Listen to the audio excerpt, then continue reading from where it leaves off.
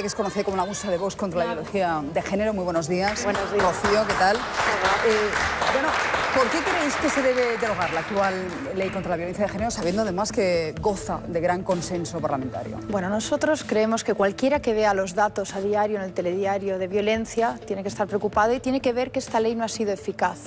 Nosotros creemos que sería una gran irresponsabilidad dejar una ley como está si no ha sido eficaz. Y lo que estamos proponiendo es la sustitución de esta ley de violencia de género por una ley de violencia intrafamiliar. Una ley que ampare a todos los que pueden ser objeto de maltrato. Puede ser, en muchos casos, mujeres, pero también puede haber ancianos, puede haber niños, puede haber niñas. Y creemos, además, que, bueno, de alguna manera, los recursos hoy que se están utilizando para la ley de violencia de género quizás no están siendo eficaces, no están bien dirigidos, ¿no? Las mujeres maltratadas se quejan de que no llegan realmente los recursos a sus casos, que los procedimientos son muy lentos, que no tienen casas donde ser acogidas, no son capaces de tener un trabajo alternativo para poder alejarse del maltratador. Y además creemos que tenemos que hacer una reflexión sobre por qué algunos maltratadores están en la calle. Hemos visto casos horribles estas semanas contra mujeres y por desgracia vemos que son delincuentes que no tenían que estar en la calle, ¿no? Y esto nos liga también con el tema de la prisión, Rocío, permanente. Sí, ¿consideráis que la ley no está siendo suficientemente eficaz? Y creo que sobre esto podemos estar todos de acuerdo. ¿Por qué la queréis dividir? Porque volver a una ley de violencia intrafamiliar es volver a muchas pantallas atrás. Es un debate que, como reconoce el propio PP gallego, está ya superadísimo. No, lo que no puede ser es una ley que desde su nacimiento contemple que hombres y mujeres somos distintos ante la ley, ¿no? En España nuestra Constitución dice que los hombres y las mujeres somos iguales ante la ley. Pero no y hay una igual. simetría, Más mujeres que hombres. Hay una simetría penal. Nosotros creemos que lo que hay que hacer es proteger al débil. Y el débil también puede ser un niño. Y por el hecho de ser varón no tiene que ser discriminado, o un anciano con movilidad reducida. Y no puede ser discriminado. Un anciano llama al 016 si no es atendido. Y también tiene derecho a ser protegido. No es una cuestión de cuál es el grupo mayoritario, es una cuestión de proteger al que es maltratado. Y nosotros creemos que se tiene que respetar, por una parte, la igualdad del hombre y la mujer ante la ley, por otra parte, la presunción de inocencia, que es básico en cualquier legislación. Pero vamos a remitirnos a la estadística. Evidentemente tenemos que proteger a los huérfanos de la violencia machista, que son los grandes olvidados por el actual sistema. Evidentemente tenemos que pensar en los ancianos, en las parejas gays. Pero si comparamos los datos de muertes de mujeres asesinadas respecto a hombres, en fin, son muy elocuentes, Gonzalo. Por lo menos, efectivamente, Susana, los datos oficiales hablan por sí solos, los que dan, desde luego, desde el Consejo General del Poder Judicial, como así, por ejemplo, también la Fiscalía, que son muy contundentes respecto al número de condenas, a las denuncias falsas y contradicen, de alguna manera, los datos que está aportando Vox. Vamos a ver algunos gráficos, efectivamente. En primer lugar, segundo trimestre del año 2018. Dice, datos del Consejo General del Poder Judicial y la Fiscalía, las condenas, el número de condenas que hubo fue de 9.442 hombres condenados versus los 102 mujeres. ¿Se entiende? Mujeres maltratadas por hombres y hombres maltratados por mujeres. Pero es que sobre víctimas mortales, el último dato del que disponemos es del año 2016, el que han hecho público, dice que hubo 38 mujeres que murieron y 10 hombres que perdieron la vida, que fueron asesinados. Y respecto a las denuncias falsas, uno de los caballos de batalla también del partido de Santiago Abascal, denuncias falsas desde el año 2009 hasta ahora, hasta el cierre del 18, un 0,01% dice la Fiscalía que esas denuncias son falsas. 131 de más de 1.200.000. Y otro de los puntos, digamos, más polémicos, la nacionalidad de los violentos, de los que pegan, de los que asesinan. El 71% dicen desde fuentes oficiales que son españoles versus el 28%, 28,2% que son extranjeros. Pero es que estos datos, Susana, Vox maneja, digamos, o publica o utiliza otros en las redes sociales. Por ejemplo, este dato de la Fiscalía que decíamos que el 0,01% eran los datos, digamos, que de alguna manera dice que son falaces, dicen que no son víctimas mortales y dicen que, desde luego, la Fiscalía instruye solo los casos, y aquí está el matiz importante, contra la falsa denunciante. El resto no se recoge. Otro, las denuncias, por ejemplo, que están, digamos, que sobreseídas o archivadas. Dice que son un 80% de las denuncias contra los hombres, con lo cual, o bien el hombre es declarado inocente, o bien esa denuncia, digamos, de alguna manera se archiva. Y por último, como conclusión, dicen que muchas denuncias no se produjeron porque no hay pruebas. con lo cual al no haber pruebas no se llevan a cabo esas denuncias, insisto, contra los hombres. Y de los países escandinavos, un dato que también se está manejando últimamente en redes sociales, dicen que Noruega, Escandinavia, que multiplican por 3, atención, la tasa de violencia de género de la que maneja España, con lo cual España dicen que tiene unos datos muy bajos. Y por último, lo decía antes Cristina Seguí, el asunto de los chiringuitos, este dato que proponen últimamente en Andalucía, del Instituto Andaluz de la Mujer, maneja un presupuesto de más de 43 millones de euros, solo el 2,8%, Susana, 1,2 millones, tiene, digamos, una destinación finalista hacia las víctimas de la violencia de género, con lo cual dicen que es ineficaz. Bueno, pero la estadística en cuanto a fallecidas es muy elocuente, muy determinante. Hombre, la estadística lo que nos está dejando ver que es que del total de las denuncias interpuestas en lo que dicen denuncias falsas, están contemplando aquellas que son condenatorias. O sea, por ejemplo, si en el 2017 tuvimos 166.000 denuncias, de las cuales 49.000 fueron condenatorias, quiere decir que hay casi un 80% que no sabemos lo que son.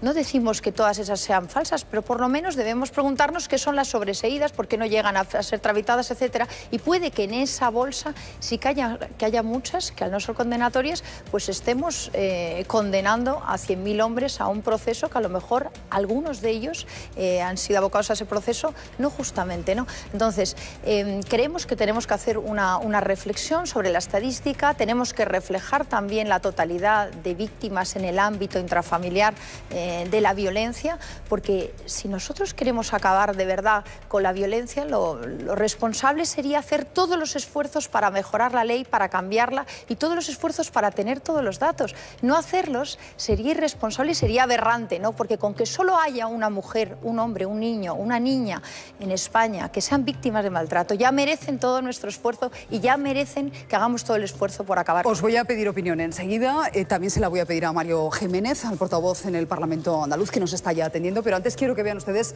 el perfil del candidato de Vox en Andalucía, Francisco Serrano. Él ha sido un juez procedente de los juzgados de familia y esta ha sido su trayectoria. Ahora es el momento de decir alto y fuerte quiénes somos y que hemos llegado para quedarnos.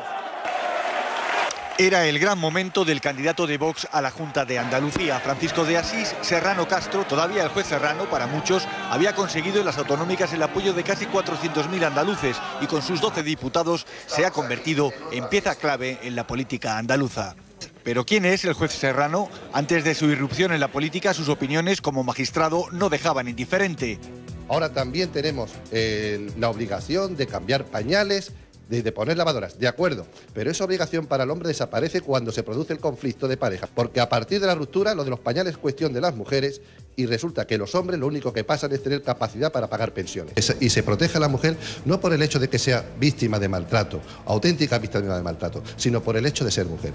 La oposición a las leyes de igualdad de género han sido siempre su caballo de batalla. Serrano defiende que muchas de las denuncias por maltrato son falsas. Una simple bronca te convierte, tal y como está la legislación, en maltratador.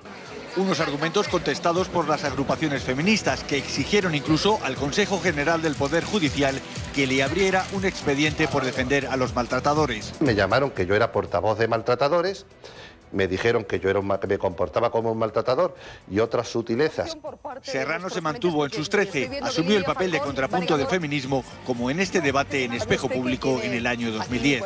El decirle a un padre, te vas a enterar si no me dejas ver a los niños, según esa consideración ese hombre es un maltratador. El sentido común y mi sentido de justicia me dicen que eso ha de cambiar. Lo que me parece increíble es la agresividad que usted muestra, la violencia con la que nos responde, la defensa arriscada, por lo visto, de los maltratadores. ¿Qué le pasa a usted?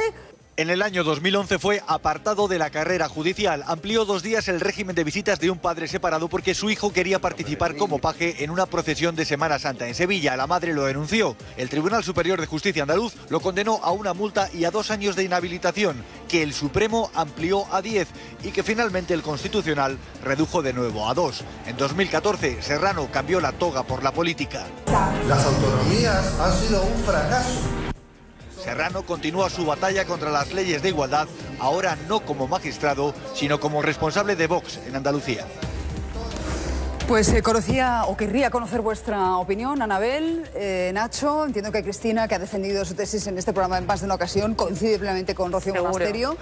Anabel, ¿cómo lo ves tú? Menos mal que ahora que hay este debate, esta regresión sigue habiendo todos los días del año hombres y mujeres en todas partes del mundo, desde luego en instituciones como Naciones Unidas, que luchan todos los días por la protección de las mujeres contra la violencia que suben en el mundo todos los días. Pero bien, bienvenido el debate. Yo sí que estoy de acuerdo en que hay que mejorar las leyes, naturalmente que sí, pero es un poco preocupante que pudiera haber una regresión. Hace ya bastantes años, Conferencia de Pekín, Conferencia de Estambul, en la que se quedaron claros los conceptos diferenciadores de lo que era violencia de género y violencia en el seno de la familia, violencia intrafamiliar. Y aquí en España se tomó buena nota y por eso hay artículos en el Código Penal 153 y 173 expresamente para defender los casos que hemos dicho, niños, personas mayores, los abuelos, las abuelas, los hombres, todo aquel que sufra violencia en el seno de la familia. Eso es violencia doméstica, violencia intrafamiliar. ¿Qué hay que mejorar? Adelante, adelante, ahora que se ha abierto el debate, pero por favor que no sea para que haya una regresión, y yo creo que las mujeres tenemos que seguir siendo especialmente protegidas y entonces no ir a menos, sino si se puede ir a más con las leyes autonómicas que tenemos en España, que yo creo que daba el compañero el dato de que no se está utilizando adecuadamente esos fondos. Adelante para el objetivo perseguido, pero marcha atrás no, por favor. Pues enseguida seguimos con el debate, pero le quiero dar la oportunidad a Rocío Monasterio a replicar esas alusiones que hacía Vox Mario Jiménez, ultraderecha, franquismo político, no sé cómo encajáis vosotros. Hombre, yo creo que calificativos. Los que estén viendo al señor Jiménez lo que se deberían preguntar es si estos señores del PSOE que han estado 40 años utilizando los fondos que eran para los parados o para formación, para lucrarse ellos, igual también están utilizando a las mujeres para lucrarse ellos, ¿no? Entonces, ¿qué credibilidad tienen ellos para hablar después del gran robo en Andalucía? Quizás utilizan las políticas de género también con otros intereses. Y luego hablan de constitucionalistas, ¿no? El PSOE, el que es socio de los golpistas, el que es socio de los nacionalistas, el que tiene un partido en Cataluña que se ha aliado con los que quieren romper España. ¿Ese es el PSOE que nos va a hablar de la Constitución? ¿Al partido que ha llevado al Supremo precisamente al banquillo a los golpistas? ¿Al partido que por defender la Constitución, que es Vox, está en el juicio del Supremo, que lo veremos los próximos meses? Ese es el PSOE del que nos está hablando el señor Jiménez. El señor Jiménez lo que tiene que hacer es irse a su casa, porque ya han perdido toda credibilidad. Y nos habla de democracia cuando lo que ocurre es que a Vox no le dejan sentarse en una mesa a hablar, que yo creo que es el principio básico de la democracia, que si los votantes han dado sus votos, lo que tenemos que hacer es sentarnos todos en una mesa a hablar de política, y no hacerlo es precisamente lo contrario a la democracia que creemos en Vox y que defendemos igual que nuestra Constitución. Lleváis muy mal esos desaires de Ciudadanos, por lo que estoy viendo, ¿no? El hecho de que no se quieran reunir con vosotros, que la reunión de hoy en Génova pues deje al margen a Ciudadanos porque ellos no quieren estar ahí, no quieren verse esa foto. Realmente nosotros no tenemos que ser los ofendidos son 400.000 andaluces a los que están ninguneando, y el agravio es a nuestra democracia. ¿Y qué va a pasar?